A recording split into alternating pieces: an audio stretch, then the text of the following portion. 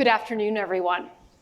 I'm feeling very much like I'm in a classroom where everyone is spread out. If we all came together, it would be a little mighty crowd, but I'm looking forward to this conversation very much.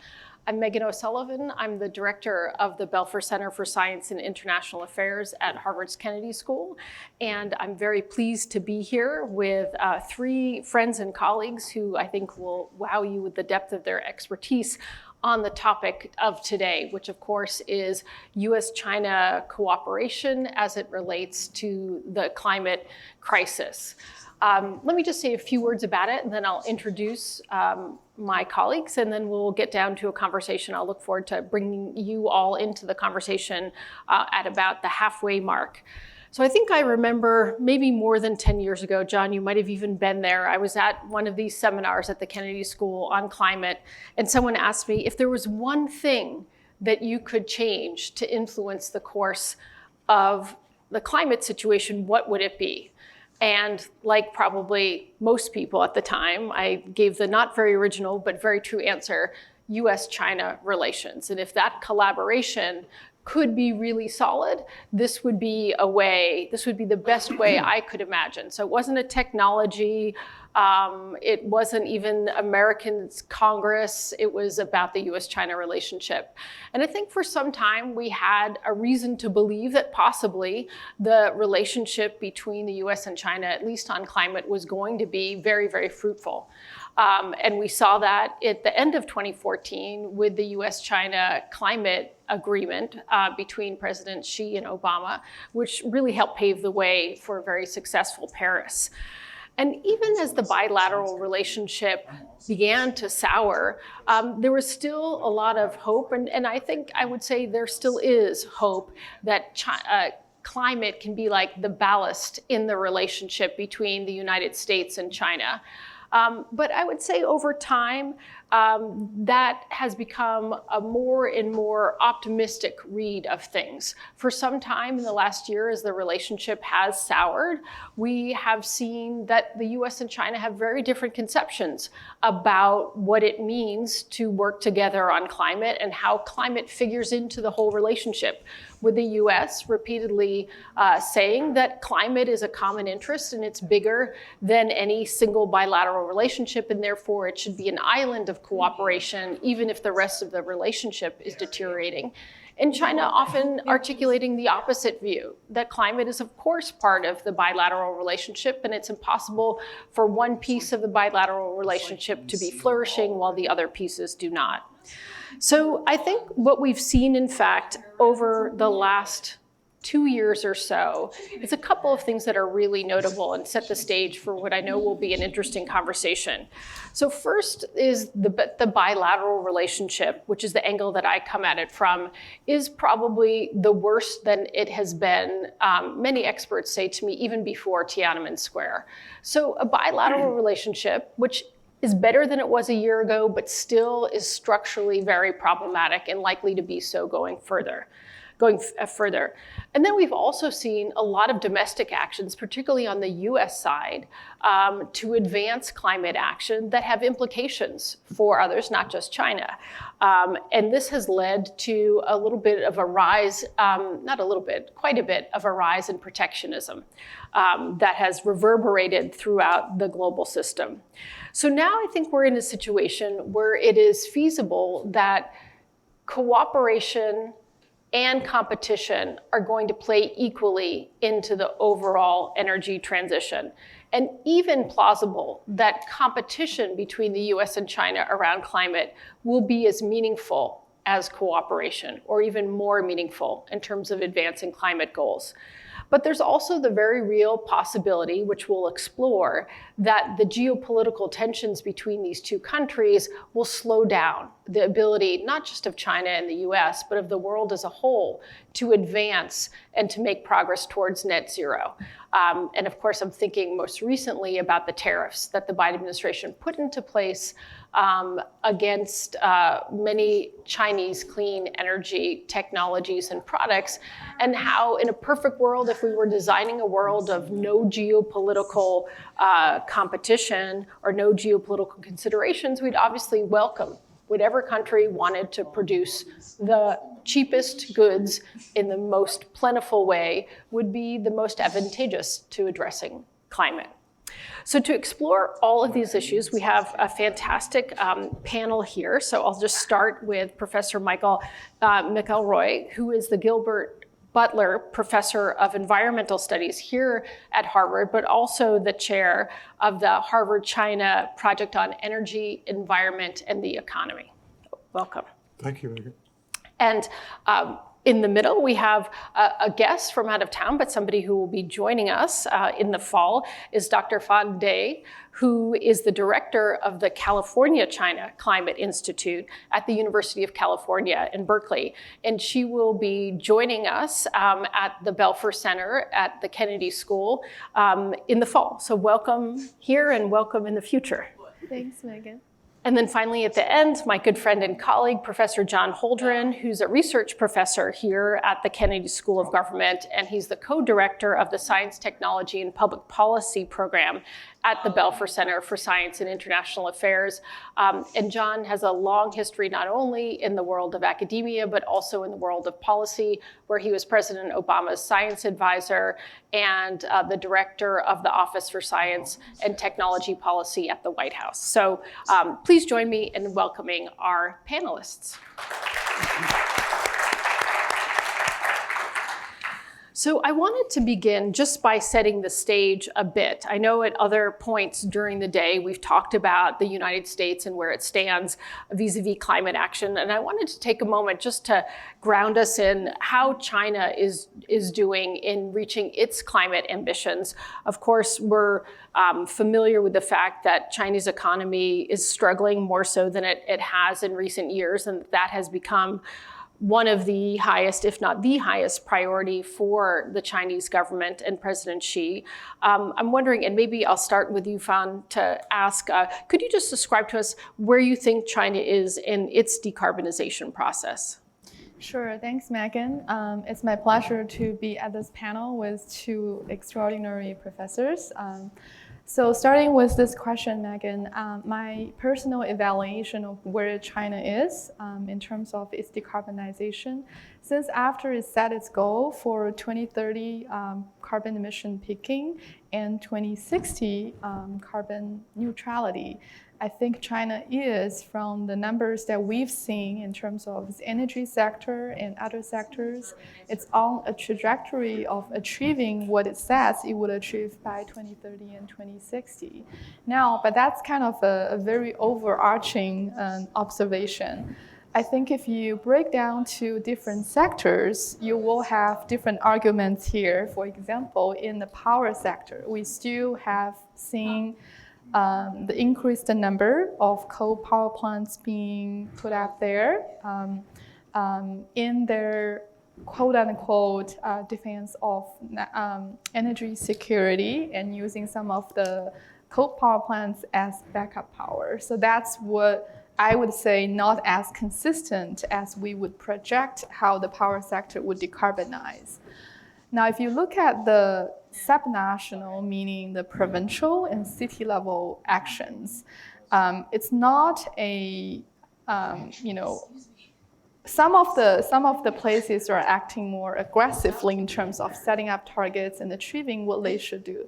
But some of the places are still a little bit struggling with whether or not and how they're going to decarbonize in respective sectors, particularly in some heavy industries, transportation, and in the areas that we see a lot of building sector decarbonization efforts still need to be put in place.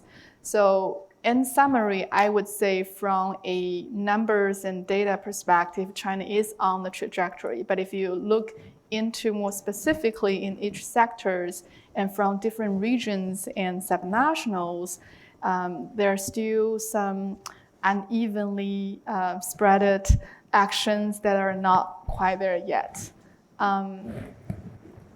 So I want to turn to John, but I also want to ask the question. It's interesting to say, if we look at the data, they're on track, but then we look at actually what's happening on the ground, and there seem to still be a lot of challenges. Is this because the data is not accurate?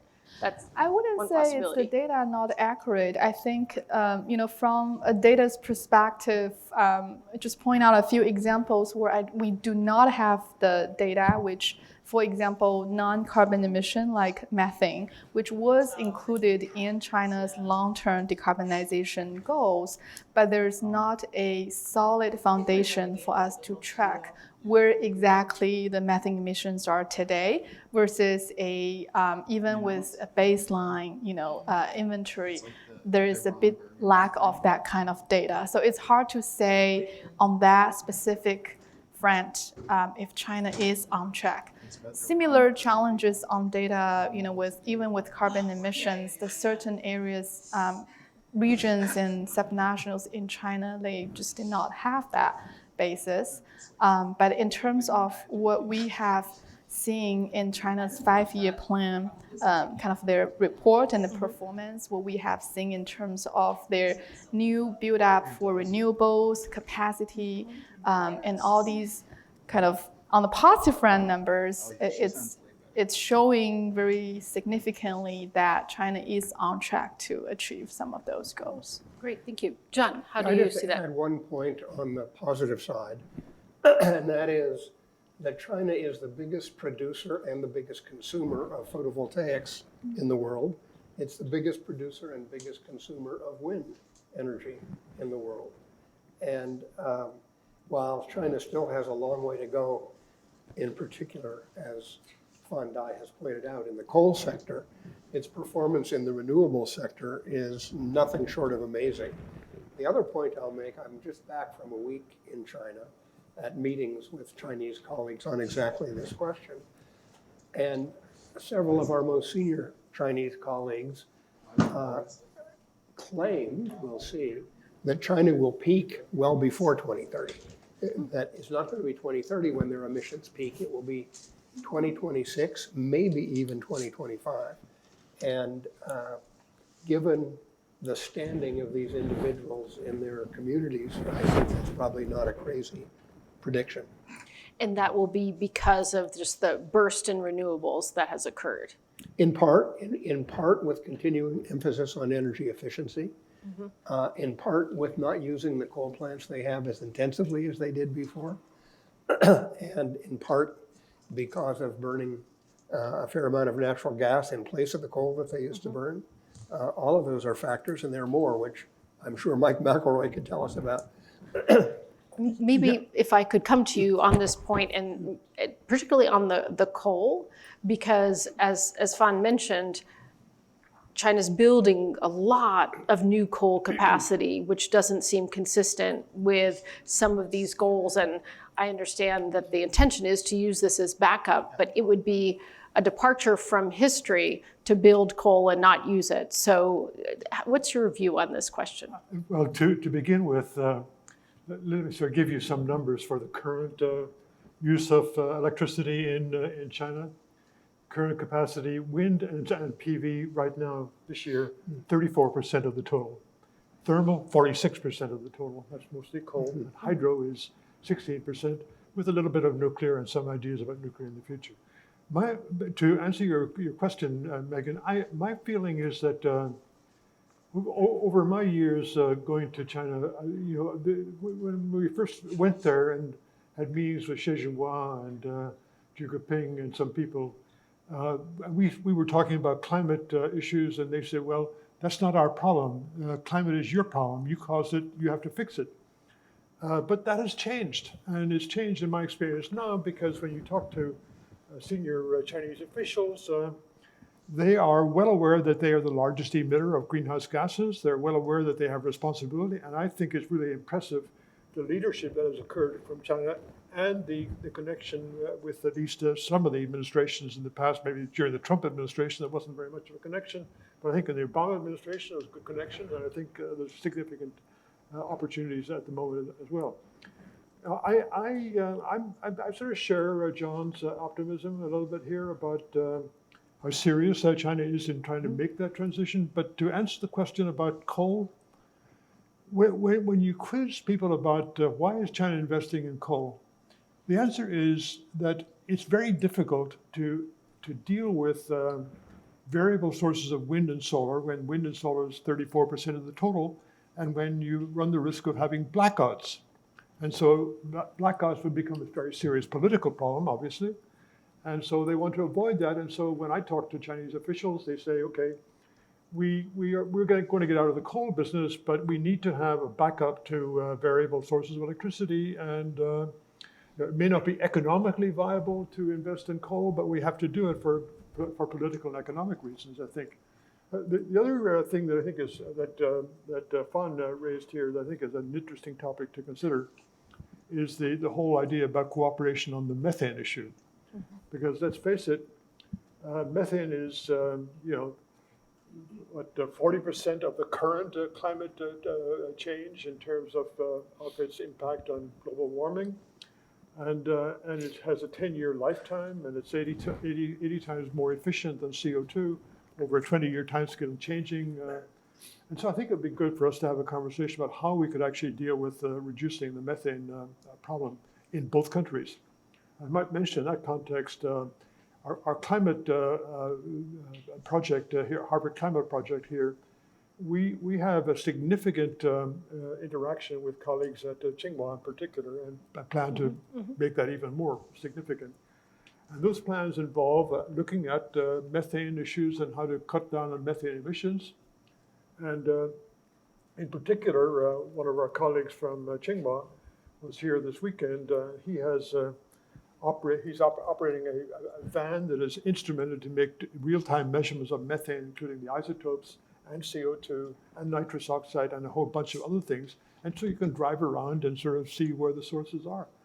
The other point I would like to make is that there's been a tendency for people to say that China is the biggest emitter of methane nationally. It's not. China is responsible, according to the best estimates I can see, for about 10% of the global emissions of methane.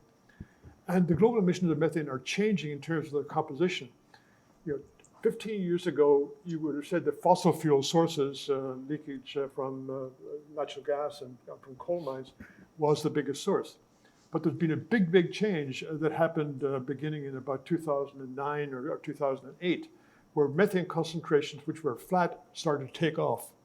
And we know that the increase in methane concentrations is not due to fossil fuel, because the isotopic composition tells you that it's a biological source. And I think we should have a good conversation about that. Yeah.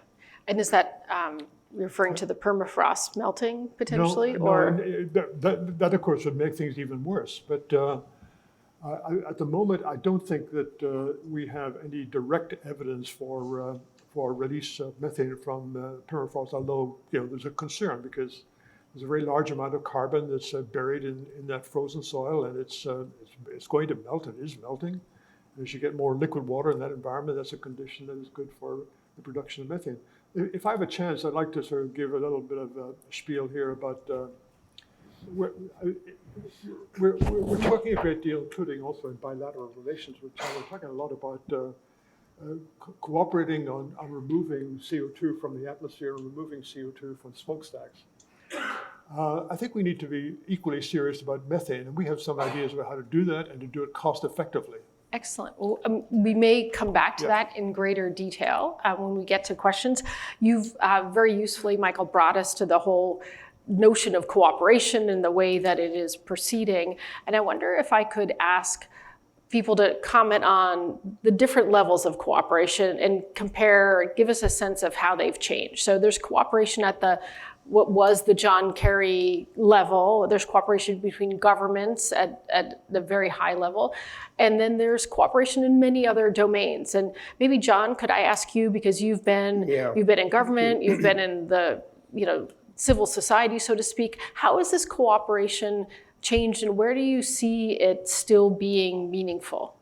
So let me point out to start that U.S.-China collaboration on science and technology broadly really got started in January of 1979 when President Carter and Premier Deng signed the Science and Technology Cooperation Agreement. I was going to ask you about exactly that. Between the two countries. It was the first agreement on any topic arrived at after the normalization of relations earlier that same month. By 1980, there were 14 protocols in place under that agreement for cooperation on high energy physics, on seismology, on ocean and atmospheric science, on conservation, on energy efficiency. The takeoff that took place after that was astonishing. A few years later, a decade later, there were 30 protocols in place. Tremendous progress was made in many of those interactions. And in 2009, when Obama came to office, the Chinese Minister of Science and Technology was Wan Gong. I was Obama's science advisor. And Wan Gong and I had been working together for 7 years before either on cooperation on energy and climate change, before either of us ever imagined we'd be in government. And we agreed that the thing we wanted to expand the most was the focus on energy and climate. Started the Clean Energy Research Center between the United States and China with $150 million initial infusion, which got a lot of stuff done across a wide range. It ended in 2020 as one of the casualties of the worsening relations between the United States and China. But it's been hugely productive over the years. And it's the intention on both sides to resuscitate the full array of collaborative activities on energy and climate change. I mean, the thing I'll add to what's been said already is, in spite of the deterioration of government-to-government relations, the interest and commitment of the scientists and technologists on both sides has not flagged a bit. Yeah. And we were saved, in a sense, during the Trump administration, when government to government basically fell apart. We were saved by the fact that the university to university and academy to academy and NGO to NGO interactions and city to city connections, all of that went on and was allowed to go on in spite of the deterioration in government to government relations. So, Fan, I want to come back to you and ask you about state to China cooperation. But first, just building on what you said, John, I think it's important for the audience to know that that agreement is in abeyance right now. That I was going to say that, but I was worried about taking too much time. Well, so I've said it for you. So, this is one of the things that you've been drawing attention to about the critical nature of renewing that agreement as a basis of scientific cooperation between the two countries. And I also think that it is important for us to touch on, are there things threatening that kind of subnational cooperation? You mentioned that during the early 2020s that having professors and scientists and all these people working together was important for maintaining the momentum in the relationship. But is that getting harder as it becomes more difficult for Chinese scholars to come here, or, as we heard from Ambassador Burns, the US ambassador to China, even harder for Americans to go there and do scientific collaboration? Is that something that's a meaningful problem in your mind, or is that overblown in the media? I actually think that it is, things are working a lot better than people realize.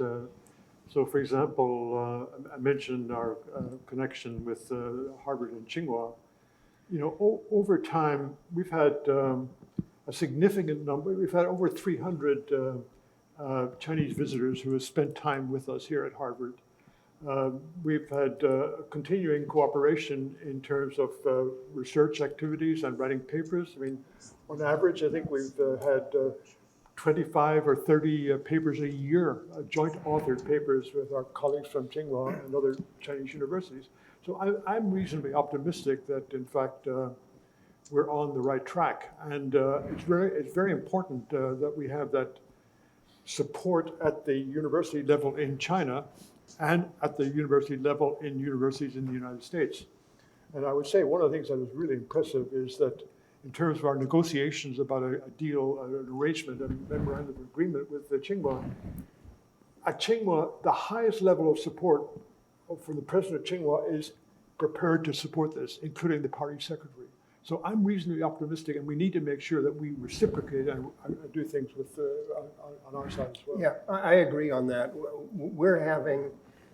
We've had rough spots. We had a situation where a pre-doctoral fellow who had gotten a visa was turned around at the border in Dulles International Airport for no discernible reason. And we have made our complaints about that, and they've been heard. And I think those kinds of incidents are going to decrease. But on the whole, almost everybody who comes gets in without complications. Everybody from here who goes to China gets in without complications. We're treated extremely well. Again, I just got back from a week there on a visit with our Tsinghua colleagues and many others there. When we had bumps, I've typically called up Guangdong, or I've called up Xie Jianhua and said, we're having difficulties on this, can you help? And the difficulties went away in a couple of days. If you know the people who are strongly enthusiastic and at the same time are well connected at the top, you can usually circumvent difficulties that come along. It's a good combination, powerful and enthusiastic, right? We like that. So Fan, if I could come to you just on the, I noted at the beginning that you're head of this California-China climate initiative. What about this? What about the cooperation at the subnational level? How important is that, and how fruitful do you think that's been? Sure. I think speaking about positiveness, maybe just to share a bit of my personal experience working in the space of subnational cooperation with China specifically on climate and energy issues. A few examples, actually, the latest one was about less than 2 weeks ago. We convened what's called the US-China high-level event on subnational climate actions in Berkeley, where we had more than 400 people gathered in Berkeley, where amongst these 400 people, about 200 were traveled from China. So that was on the record that we consider the biggest climate delegation coming from China to the US. And they spent about, ranging from 3 to 4 days in Berkeley in California. And the whole event was all about the subnationals coming together and reporting what they're doing in terms of their actions and their challenges. And they also, among them, the Chinese provinces and cities and the US states, including California and other US states, where they were able to formulate some kind of cooperation at the event. And as outcomes, we had both the federal and national agencies were there, the Chinese National Development Reform Commission, which led by their vice chairman, pretty high level. On the US side, we had Rick Duke, the Deputy Special Envoy, and Assistant Secretary from DOE. So it was not just subnationals, it was also, more attended and participated by the national government. So that was an example that I would really use and be proud of how the subnationals are driving a lot of those cooperation on the ground. And the agreements they achieved, including cooperation on CCUS, including on methane, including on youth climate leadership exchange, and extending dialogue. So it was real. It was not us talking about it. It was things happening in real time. And a few other examples I would also use. I know John already mentioned that science and technology cooperation between the US and China. Running in parallel, I remember in 2013 when the two sides started what's called Joint Working Group on Climate Change. It also came to a bit of suspension during the 2020 and 2021 period.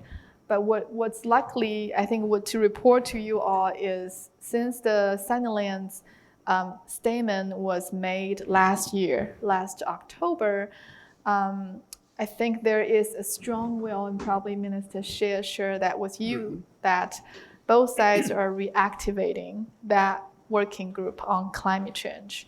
I think these are really positive signals that could convince us the common interest both countries see in terms of dealing with climate change, this biggest threat and challenge. But also it opens doors for not just the federal and national government, it opens doors for subnationals to play a role, actually more increasingly important role, as well as academia. We have a lot of ongoing exchange with experts from Tsinghua that Michael just mentioned, and we have other universities from China are participating in some of the joint policy research with us. We also see a really good trend for youth. Young people are getting more and more engaged in this process. We are able to hear more voices from that community about how we should navigate this community and giving them more role to play.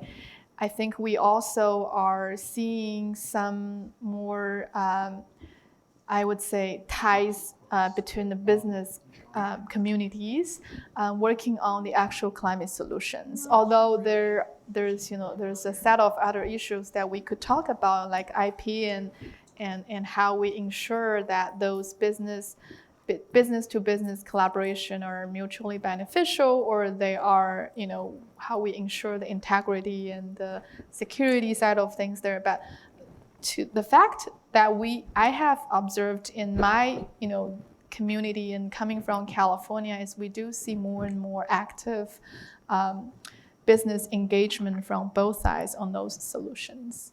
Great. So I'm really, I feel buoyed by the optimism that we're hearing, the fact that all three of you are having really positive experiences and being able to advance the climate agenda through cooperation with your Chinese colleagues. But I want to go back to the geopolitical level a little bit that I started at and just ask how you all see things at that level. So, we know that the Biden administration, although being very interested in climate cooperation, is also very focused on maintaining America's technological edge. And this has resulted in what the Biden administration calls a small yard, high fence approach, which is basically identify a certain amount of technologies that are viewed as key to national security and ensure that they are not shared with the Chinese government, and that means Chinese companies. And that was problematic in the sense that a lot of these technologies are dual use and some of them affect climate. But now, just in the last month, we've seen kind of like a 2.0 version of that policy, where now how I see it is that the Biden administration is saying, hey, we've made these really big strategic investments in certain sectors in the United States, like climate through the IRA, and now we want to protect those climates from a Chinese strategy of oversupply. Of overcapacity. And so the fear that China may dump critical minerals into global markets or EVs or whatever the case may be has led to new tariffs being put in place on critical minerals, on Chinese EVs, on other climate technologies. How, if any of you could comment on how you see this playing out? I think it's widely anticipated that China will have some reaction to these set of policies. What might that look like? How is this going to affect the global pursuit of net zero? I'm going to let Fan Dai comment on how the Chinese government might react, but I will say a couple things. One is the situation is clearly very complicated with this intersection of political interests, economic interests, security interests, and election year interests. Yeah. There's always that. It's not clear to me what the duration of some of these extremely stringent tariffs are going to be. We have worries on the one hand that China will dump too much inexpensive stuff on the market and it will hurt our companies. We're worried on the other hand that they'll cut off access to things that we can't do without. Right. And just that balancing is already complicated. I will say I was actually surprised that in our interactions over the past week, there were not a lot of complaints about the tariffs. I think our Chinese colleagues expect that this will abate. But again, Fan Dai is a much bigger expert on the Chinese reactions than I am. I will just say we didn't get a lot of heat from our Chinese colleagues on this issue. We got a little, as we expected, but I think the Chinese understand it's complicated. And as Wolf Blitzer always says on CNN, we'll see what happens. Yeah, that's an interesting assumption that they'll abate. I can see several scenarios in which they will increase. Yeah, I do see scenarios. I see that too. I'm Yeah. an incurable optimist. No, I like that about you, John. So, Fun, what is your sense of that? That's right on point. We hosted the China's special climate envoy about a few weeks ago in California. That was right after his meeting with his counterpart Podesta and others in New York City. He spent 3 days in California, and we started by talking about, his view and all that, and what. It was quite interesting. He made a very formal statement on this issue of overcapacity. As you could probably imagine, his talking points, and then he slowly came to this.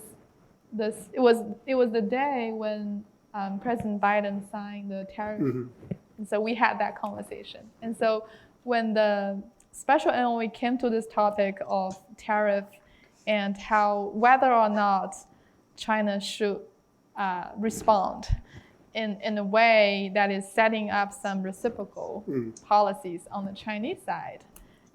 He was joking, and just to share with you all that he was joking that Chinese always wanted to take a more long-term view versus the near-term possibilities, which in my understanding and my explanation, I think a lot of the policymakers in China, that they're being very calm, seamlessly really calm and not trying to overreact. I think they're looking at not just the next 6 months, but also a longer period of time. And I think from the supply chain or industrial perspective of view, China does hold some dominance of some of the critical minerals and different parts of the supply chain that would highly a lot of our renewables, batteries, and all these activities will be highly dependent on. So I do think, in my observation, that China is probably going to take a bit of long-term view on this, not overreacting. But it's possible they'll choose some smaller areas to retaliate with reciprocal policies to the U.S. No, If I could just add to that, I think I'm going to let you add. add. I'm just going to tell you, get ready if you have questions. As soon as we hear from Michael, I'm going to turn to you with some questions or input. I think this is a very important topic. I think, I think it's important to distinguish between relations with China that potentially could affect national security interests of the United States, as compared to combination of relationships that actually are going to advance the case of dealing with global climate change. And I think my sense, for example, if in fact China is producing the cheapest PV panels around the world, and it did it because of significant government investment in the activity, that's good for climate, as far as I'm concerned. Now, we can get to a little bit more complicated story about whether the tax on EVs is good or bad, but I just remember that Trump put a 27% tax on imported EVs from China, and Biden has now made it 100%. I think it's important to distinguish between trade relations that affect the security of the economy and the national security, and those that are more generally positive for. I think of the critical minerals issue as a little bit analogous to what we went through many years ago in terms of worrying about being too dependent on oil from the Middle East. And so we said, okay, we have to invest in making sure that we get as independent as we possibly can, and we've done a pretty good job of that, as all of us know. I think that with the critical minerals, we need to do the same thing. And I don't think that lithium is lithium mines are confined to China. I mean, we have lithium resources all over the world, including in the United States. I think we should probably invest in making sure that we're not dependent on imports from China.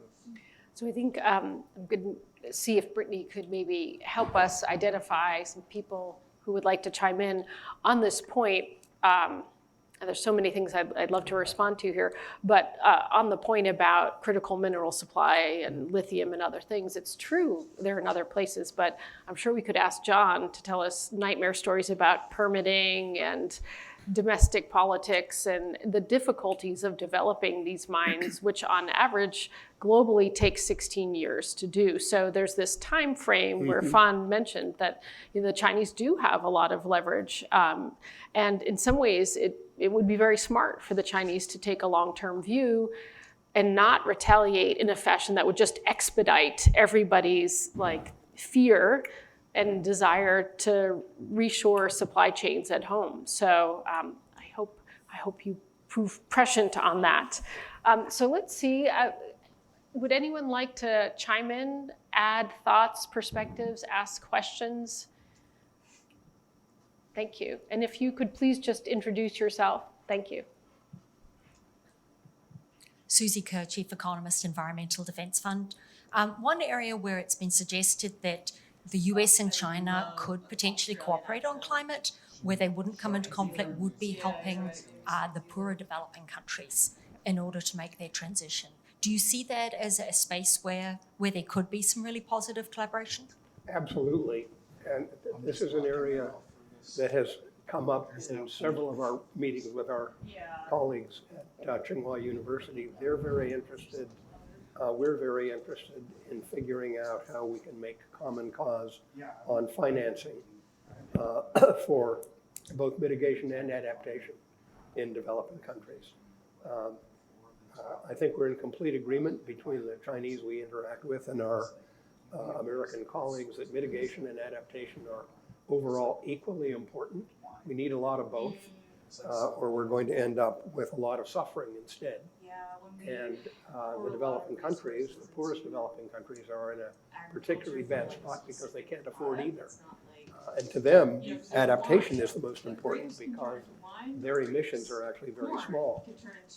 This is going to take a big effort. The world is still far short of meeting obligations made at Paris and since to assist the countries in need.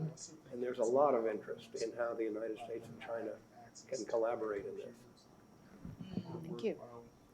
Yes. Hi, Z Wong, HBS alum. So John, when you referenced the U.S.-China scientific collaboration on climate change, you were probably referencing to the Climate Center in West Virginia, the $150 million. Was that? No? No, I'm not understanding what the West Virginia issue is that you're mentioning. No, I guess because I had spoken to, folks there whose work charter lapsed in 2020 per what you just said. I guess stepping back, the larger question is, you hear so much about how the collaborations today with China has benefited China and not benefited the U.S. So you were instrumental in that collaboration dating from more than a decade ago. Can you talk about some ways how the collaboration has benefited the U.S.? Sure. One of the biggest areas of collaboration over the years has been biomedicine and public health. And notwithstanding the difficulties that emerged with COVID, we benefited immensely from that collaboration over the years because most of the influenzas that get to us originated in that part of the world, and through our collaboration with China, we understood what was coming in time to develop vaccines that fit it. Another area is nuclear reactor safety. A nuclear reactor accident anywhere is a setback for nuclear energy everywhere. We worked extensively with China to make sure that as they develop their nuclear industry, it would be as safe as possible. I think that was very successful, and it benefited us as well as the Chinese. Working with them on air pollution, which Mike McElroy actually knows a lot about, benefited the United States, not least because trans-Pacific transport of pollutants from China to the west coast of the United States was making it impossible for Los Angeles to meet its air pollution standards. Los Angeles is now meeting its air pollution standards in part because Beijing's air has been cleaned up. And it was cleaned up through collaboration between the United States and Beijing. The area of seismology was an early area of cooperation where every seismologist in the world has benefited from the network of seismic monitoring that has materialized and has been possible to maintain in part because the United States and China were collaborating on that issue. Oceanography is another area where we've benefited from Chinese insights and collaboration. It's interesting, there has long been this assumption that international collaboration is a hose through which US technological and scientific advantage is piped into the possession of our adversaries and potential adversaries. And it's just, for the most part, not right. There are a few areas where this might be true, and those are actually rather well monitored and rather well controlled for just that reason.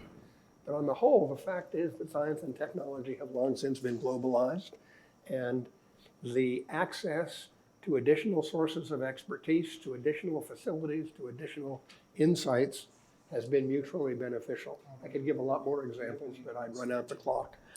If I could just add to that, I think that in terms of ways in which the United States has benefited from the China relationship with China, it's really important to, John mentioned a whole series of possible areas where this cooperation is positive for us. But let me make the general point. The number of smart Chinese scholars who are spending time at US universities in chemistry departments, in biology departments, in earth and planetary science departments is extraordinarily large, and their contributions are massively important. And on the other side, you might say, okay, but are we doing the same thing in China? The answer is we're not. The number of US scholars who are spending time in Chinese institutions is minimally small compared to the It's Congress. currently 800, Yeah, exactly. and in the other direction, it's 350,000. Exactly. So, big Yeah, difference. Mike was that absolutely bears repeating. 350,000 Chinese students, researchers in the US, and 800 Americans in China. I would just add to that that in the area of energy and climate, I'm impressed with the fact that some of the significant fraction of the highest quoted papers in the literature are joint authored papers between US and Chinese scholars. So I know we have another question right here, but I completely appreciate this perspective and recognize it's grounded in deep expertise here. But since we don't have somebody making the other side of the argument, what would it sound like? John, can I ask you, like what? And you've written about, and I've heard you talk about the fact there are risks, and our challenge is to manage the risks, not to shut everything down. Yeah, absolutely. But I mean, there was a letter written to President Biden by a number of members of Congress arguing that it would be a terrible idea to renew the Science and Technology Agreement because of the competitiveness and national security risks. But their specific points were pretty thin. They argued, for example, that lots of technologies are dual use, and Chinese businesses are closely connected to the government, and one can assume that advances made in the private sector will prove advantageous in the military sector. Well, the reality is that dual use and civil military connections are a fact of life in every industrial nation in the world. They're a fact of life in the United States. Ash Carter, our late PCSIA director and late Secretary of Defense, wrote a book some time ago about the reversal of spin-off, which used to be from the military into the civil sector, and now it's overwhelmingly from the civil sector into the military. I mean, this is just not a reason to refuse to cooperate with China because this connection exists. It's an argument that's made. It's a bad argument. And you don't see some areas in which that argument is valid? Oh, absolutely. Just because there is, of course, there's connections in all societies, but the connection between commercial business and the Chinese government seems much closer than in many other. It is closer, but the fact that the United States circumstance is not as close, it's not inhibited very much the transfer of insights from the civil sector into the military sector. And in fact, military leaders like the late Ash Carter Yeah. were bent on increasing that intersection. Right. You know, Ash Carter was the first Secretary of Defense to go to Silicon Valley trying to gin up more interaction. No, there's no question about that. I think the difference is the US government cannot tell the commercial sector, you must give us this technology, you must share this information, where at least the understanding is that it can be done in China. Well, let me say the US government has its levers to get what it thinks it needs. But the other thing I will say, I was a voting member of CFIUS when I was the president's science advisor. CFIUS is the Council on Foreign Investment in the United States. And it has a veto over what Chinese companies can do here in terms of investment. We pay very close attention. There are representatives from the Department of Defense, from the Department of Energy, from the Department of Commerce. There are only about half a dozen voting members. And it's very secret. I probably violated the law already in just saying I was a member.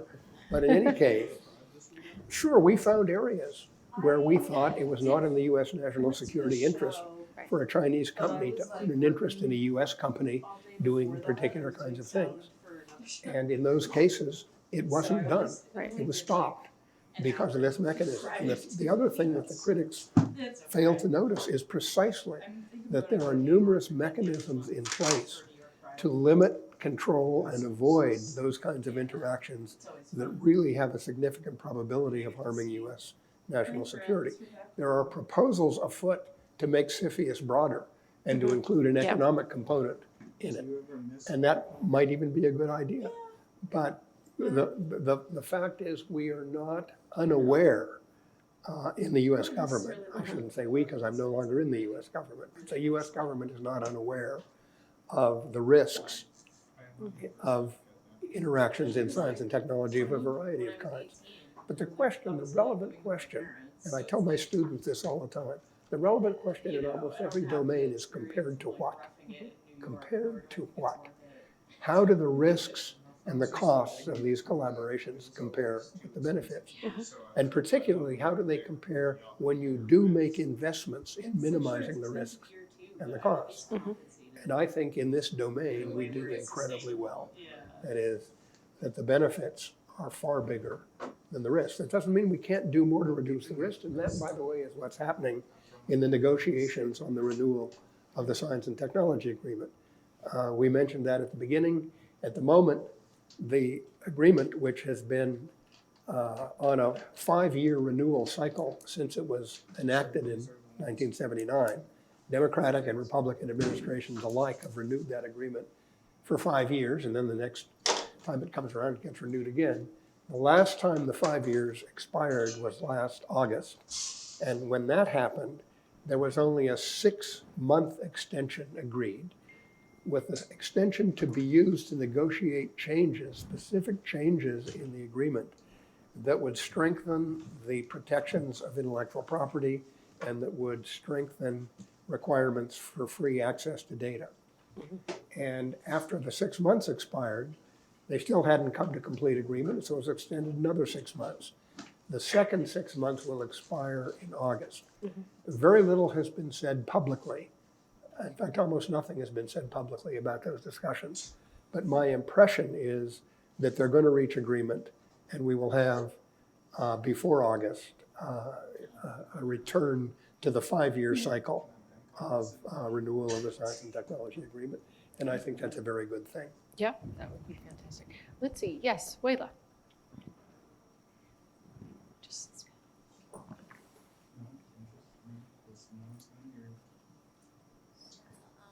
Weila Gong, a postdoc research fellow at the Environment and Nature Resources Program at the Belfry Center. So I have a question for Fan. So you have a lot of experience with this subnational climate in like collaboration between US and China. So I have a question for you. So what do you think, like, how much room the subnational government have in kind of in this more of a bilateral climate engagement with the US? And do the political leader worry about how to maintain their like political achievement if Beijing sometime maybe shift their position to this more of a collaboration? at some point, we see that happened with the Pelosi's visit to Taiwan, right? So what is your comment on that? Thank you. That's a great question. Thanks. And it's a hard one. I would actually, to complement and support what John and Michael said to the previous question, and actually related to your question, is I kept reminding myself that climate change is a different issue than when we talk about semiconductor industry, that we have this high fan, small yard strategy. But climate is the biggest existential threat that all of us are facing together. If we as humans cannot go beyond our limit as human, if we cannot go beyond the boundaries of each jurisdiction, there's no way we can collectively tackle this problem, which does not respect country jurisdiction boundaries, does not respect the rules. I think it's the time for us to rethink about the strategy. How will we be able to collectively tackle this and go beyond our limitations? So I think that is what I wanted to comment on the previous questions. And I think going to Wei Lan's question about what subnationals could do, I think actually if you look around, really depending on which subnationals that you're talking about. In my example of California, it's really as big as a country. It's a state. But the power of California and the leadership of climate change of California's policy been setting for decades. It's already there, and I think California itself carries a lot of weight when it comes to working with China and other jurisdictions globally, not just China. But I think the real question here is, are there ways that we can replicate the California model for other subnationals? Not just working with China, but even US states. We have certain mechanisms here, especially when Trump took office. There were, America's All In, there's the US States Climate Alliance, all these mechanisms that we're trying to build stronger ties among these states and cities to act together. I think that could also apply to ourselves here if you think about subnationals' power in making things happen and making a difference. I would end by a note that I know when we often talk about China, especially when the bilateral relationships deteriorated and when tensions escalated, a lot of the, on top of the list, when we talk about those issues, we think about defense, we think about national security. But I think it's actually a missed opportunity if we don't work with China or if we don't work with other subnational jurisdictions outside of the US, outside of DC and outside of California. So I think that's where a lot of what we are doing in California at my institute, that's where what always motivates us. And I hope that could help accelerate some of the actions as we're talking about accelerating today. And I think that could help us go beyond this a little bit limited community. And I think that would help make those actions and progress more visible in the future. Sure. I'm going to ask you and John to make any final comments because we're at our hour. That's a very nice place for fun to end on. But could I just make a sure, comment on please. the California story? I was impressed to see recently that, first of all, California has the state's highest investment in PV. Mm-hmm. And half of the PV is on the rooftops and half is in utilities. And you're now having a little problem in California, which is that the rooftops are producing more electricity at parts of the year than, in fact, the system demands. Yeah. And so electricity prices are going negative on a wholesale level. But I think what's interesting is the way in which California, as I understand it, is trying to deal with that particular issue in terms of encouraging people to have behind the grid, behind the meter kind of conditions. I think that's a very interesting topic. Great, thank you. Did you want to say anything in closing, Michael? Or No, I'll say something when it gets to my turn. Oh, okay. I thought that was your turn, but I'll come back. I'll come back. Okay, I'll come back, John, and then you. No, I will just say that I think it's been clear for a long time that unless and until the United States and China agree that they both must lead on the global climate change challenge and that they will cooperate. There was no chance that the challenge would be met. That agreement took place, as has already been mentioned, in November 2014 in Beijing, when President Obama and President Xi stood up and said exactly that. They said we're the two biggest emitters, we're the two biggest economies, we're the two biggest sources of technological innovation. We both recognize this as a surpassing challenge of the 21st century, and we're going to lead, both of us, and we're going to cooperate. And the fact that that has, on the whole, happened with some bumps and some interruptions is the biggest reason for hope that the world will get this right. Thank you. Last words, Michael? Okay, I'll make it very brief. I think that it's important for us to focus on the fact that we're dealing with a global issue. And yeah, it's okay for us to have this conversation about the US and China.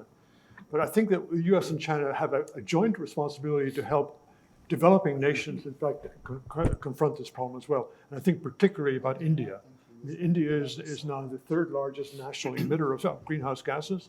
I think we have a lot to do to work with colleagues there to, in fact, learn from our experience to help them confront this particular issue. Fantastic. Well, we are at our hour, and I think we got a good taste of many of the issues in the US-China relationship as it relates to climate, but also with the implications for beyond the borders of both of those countries. I want to thank John and Van and Michael for a really fascinating conversation, and thank all of you for being part of it.